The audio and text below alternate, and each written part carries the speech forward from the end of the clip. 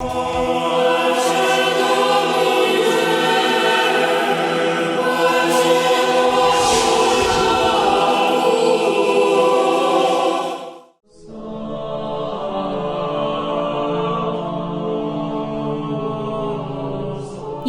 നൂറ്റാണ്ടിൽ ഏഥൻസിൽ ഒരു കുലീന കുടുംബത്തിൽ ജനിച്ച വിശുദ്ധ ഗൈൽസ് പാണ്ഡിത്യത്തിലും വിശുദ്ധിയിലും ഏവരുടെയും പ്രശംസാവിഷയമാകുകയും ഇതിൽ അസ്വസ്ഥനായ അദ്ദേഹം ഫ്രാൻസിലേക്ക് പലായനം ചെയ്യുകയും അവിടെ റോൺ നദീതീരത്തുള്ള ഒരു പർണശാലയിൽ താമസമാക്കുകയും പിന്നീട് നീംസ് വനത്തിലേക്ക് താമസം മാറ്റുകയും ചെയ്തു.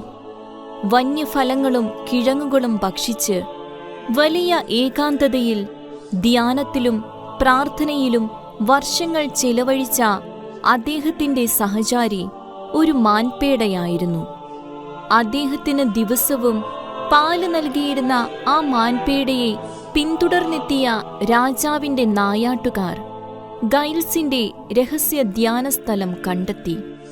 മാനിനു നേരെ അമ്പെയ്തെങ്കിലും അത് ഗൈൽസിന്റെ തുടയിൽ തറയ്ക്കുകയും അദ്ദേഹം ജീവിതകാലം മുഴുവൻ മുടന്തനായി മാറുകയും ചെയ്തു. ഗൈൽസിന്റെ രഹസ്യജീവിതം ആ രാജസൈന്യത്തിലൂടെ പരസ്യമാകുകയും അദ്ദേഹത്തിന് അനവധി ശിഷ്യന്മാരുണ്ടാകുകയും അദ്ദേഹത്തിന്റെ പർണശാല ക്രമേണ ഒരു ബെനഡിക്റ്റൈൻ ആശ്രമമായി മാറുകയും ചെയ്തു. വിശുദ്ധിയുടെയും അത്ഭുത പ്രവർത്തനങ്ങളുടെയും വിളനിലമായിരുന്ന ആ ഏകാന്ത വിശുദ്ധൻ ആ ആശ്രമത്തിൽ വെച്ചുതന്നെ കർത്താവിൽ അന്ത്യവിശ്രമം പുൽകി.